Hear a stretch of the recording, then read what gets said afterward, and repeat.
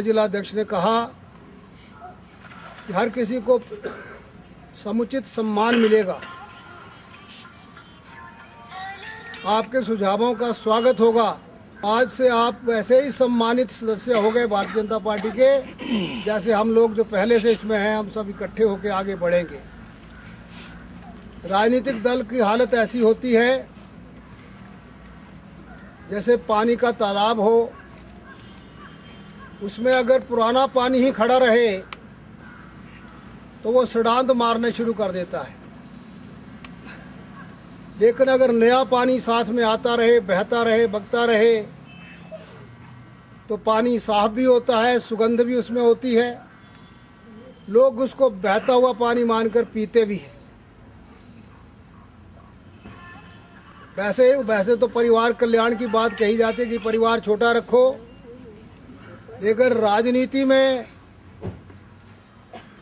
राजनीतिक परिवार जितना बड़ा हो उतना ही बड़ा दल का महत्व बन जाता है। कारण तो बहुत सारे हैं, मैं अगर आपको बताने लगूंगी, पर मेरे साथ एक तो क्षेत्रवाद किया गया और मेरी अनदेखी की गई।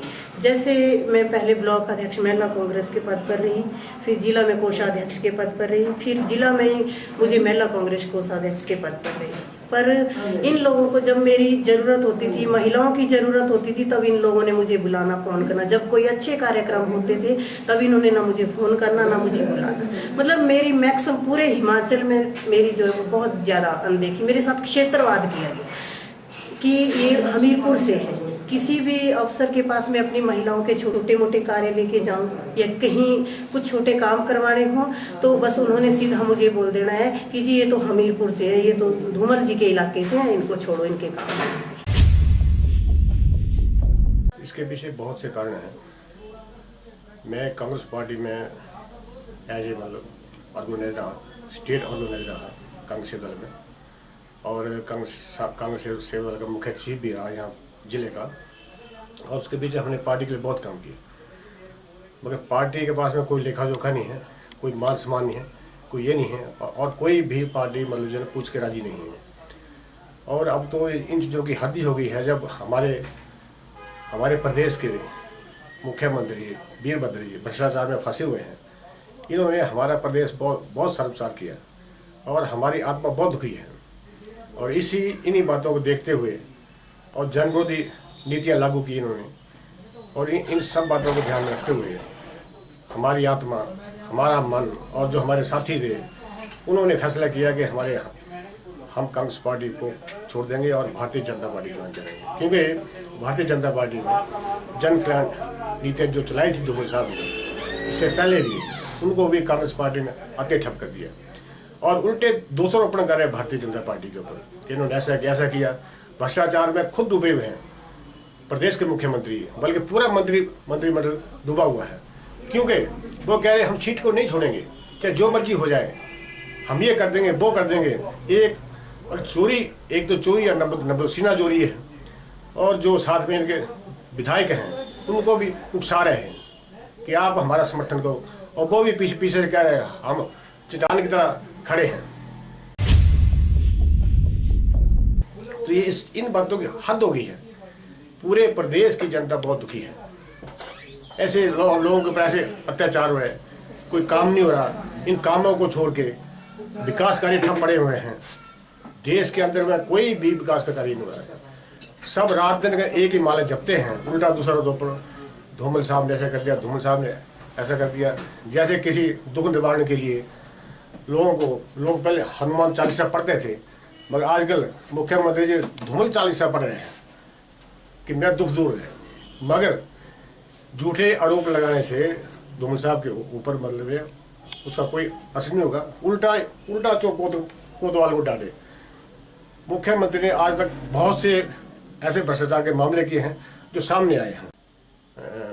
थोड़े टाइम के बाद में इन चीज़ों का फैसला हो जाएगा और लोग भी समझ गए हैं कि असली बात क्या है। ये तो आज जो भारतीय जनता पार्टी में ज्वाइनिंग हुई, जो एक बहुत बड़ा कांग्रेस का कुनबा टूटा है, ये वीरभद्र की सरकार के एक संकेत है कि ये सरकार अब थोड़े दिनों की मेहमान है। आज तो ये तो एक ट्रेलर दिया गया है, इसके बाद जो पिक्चर आने वाली है वो बहुत बड़ी पिक्चर होगी और काफ़ी लोग हज़ारों की संख्या में भारतीय जनता पार्टी ज्वाइन करने वाले हैं जो कांग्रेस छोड़ के इस पार्टी हमारी पार्टी में आ रहे हैं। ये एक कांग्रेस सरकार की दमनकारी नीति जो अपनाई हुई है इस सरकार ने, उनसे लोग दुखी हैं। भाई भतीजावाद और क्षेत्रवाद की जो बीज बोया गया है, आज लोग बहुत तंग हैं। जो कांग्रेस पार्टी में जो उनके पदाधिकारी हैं और जो आम जनता है वो भी इस सरकार से दुखी है।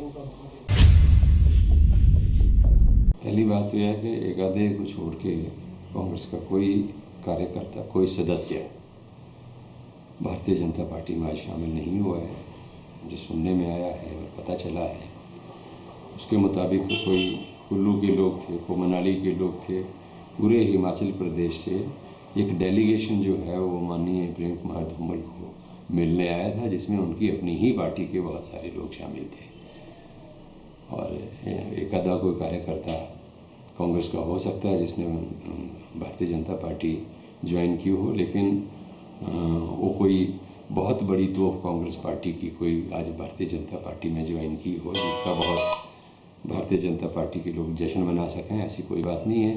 भारतीय जनता पार्टी ने एक आधे किसी कार्यकर्ता को छोड़ के अपने ही लोगों को भारतीय जनता पार्टी में शामिल करने का ड्रामा करके एक वातावरण बनाने की कोशिश की है। और दूसरी बात कि बहुत से लोग भारतीय जनता पार्टी को छोड़कर कांग्रेस में शामिल हो रहे हैं, तो ये आना जाना चला रहता है। कांग्रेस पार्टी एक बहुत बड़ा समुद्र है। कांग्रेस पार्टी किसी एक कार्यकर्ता के दम पर खड़ी नहीं है। एक जाएगा तो 10 आएंगे, इससे कांग्रेस पार्टी को कोई फर्क पड़ने वाला नहीं है। लोगों की अपनी अपनी महत्वाकांक्षाएं होती हैं जिनके चलते कई बार लोग जो है दल बदल करते रहते हैं और इसका कोई असर कांग्रेस पार्टी के ऊपर होने वाला नहीं। और एक बार फिर से मैं कहूँ कि भारतीय जनता पार्टी के नेता भाजपाइयों को ही भाजपा ज्वाइन करा के जो है वो एक राजनीतिक ड्रामा जो है करके एक माहौल पैदा करने की कोशिश। हर माह की तरह इस बारी भी जेसीसी कम क्राइम मीटिंग का आयोजन किया गया है जिला स्तर पर। इसमें जिला में जितने भी थाने हैं उसके सभी एसएचओ, सभी चौकी इंचार्ज आते हैं और पूरे महीने का लेखा जोखा डिस्कस किया जाता है। पुराने कितने मुकदमे पेंडिंग पड़े हैं, क्यों पड़े हैं, उनको कैसे डिस्पोजल किया जाना चाहिए और सारे एसएचओज की व्यू लिए जाते हैं कि कहाँ क्या कमी है और कहाँ सुधार करने की गुंजाइश है। इसके अतिरिक्त जो जवानों की तकलीफ़ें होती हैं वो डिस्कस की जाती हैं। जो पुलिस जिला पुलिस पे जिनका निवारण हो सकता किया जाता है, तो जो यहाँ पे निवारण नहीं हो सकता है उसको स्टेट हेडक्वार्टर्स के लिए रेफ़र किया जाता है। रेड क्रॉस में अपना ब्लड टेस्ट कराने आई हूँ। तो जैसे मैं एंट्री करी तो मुझे यहाँ बड़ा गंदा सा लगा। कहा जाता है हॉस्पिटल बहुत साफ़ सुथरी जगह होती है, बट जैसे आते ही एंट्री में यहाँ बड़ा पानी खड़ा हुआ है, पीछे नाली में इतना पानी खड़ा हुआ है और इस पास की डेंगू का बड़ा बारिश चला हुआ है और बहुत सारी प्रॉब्लम इससे हो रही है। हॉस्पिटल की साफ़ सुथरी जगह होनी चाहिए, लेकिन लगता नहीं कि हॉस्पिटल है। जैसे घर की जो नालियाँ होती हैं उसमें से ब्लॉकेज भरा पड़ा है। यहाँ पे गंदा भी काफ़ी पड़ा है। आप खुद देख सकते हैं सर कि देखिए कितना ब्लॉकेज हुआ पड़ा है पानी का। अगर इस तरह से हॉस्पिटल के आसपास इसी से रही तो आने वाले मरीजों की भी समस्या है। इसमें दुर्गंध कितनी गंदी आ रही है वो हम महसूस कर सकते हैं। तो ये चीज़ देखा जाए कि हॉस्पिटल के आसपास की जगह साफ़ सुथरी हो ताकि आने वाले मरीजों को जो है वो समस्या ना हो। ये आज मैं आई हूँ, कल और भी कोई आएगा। मैं चलो यहाँ से हूँ तो इसलिए इतना अवॉइड नहीं कर पाती। अगर कोई बाहर से आएगा तो क्या बोलेगा कि हॉस्पिटल का क्या हाल है। तो इस चीज़ की देखा जाए कि हॉस्पिटल का जो है वो थोड़ा देखा जाए और हम लोगों को ज़रा सहूलत दी जाए ताकि हम इसको बेटर कर सकें। मैं आई हूँ अपना टेस्ट करवाने रेड क्रॉस में, तो मैंने देखा इधर नालियाँ पानी से भरी हुई हैं। तो फिर रेड क्रॉस वालों से पूछा, उन्होंने बोला कि हम तो बोल रहे हैं लेकिन साफ़ नहीं कर रहे हैं इन नालियों को। और फिर यहाँ गंदा पानी खड़ा हुआ है तो डेंगू का खतरा रहता है, कोई किसी चीज़ बीमारी का खतरा रहता है। हम एक पुलिस कंट्रोल रूम के पास में एक गड्ढा पड़ा हुआ है ना, इससे दुर्घटना भी हो सकती है ना। तो PWD से गुजारिश है कि मतलब इस गड्ढे को जल्दी से जल्दी भरा जाए। मेरे मकान के सामने एक खड्डा पे है, PWD आएगा चाहिए हटाया जाए। और रेन कटा है। बड़े हुए हैं ना जी, बहुत प्रॉब्लम आ रही है लोगों को। PWD को उनको जल्दी ठीक करना चाहिए जी, इससे हादसे भी हो सकते हैं और होते ही हैं रोज।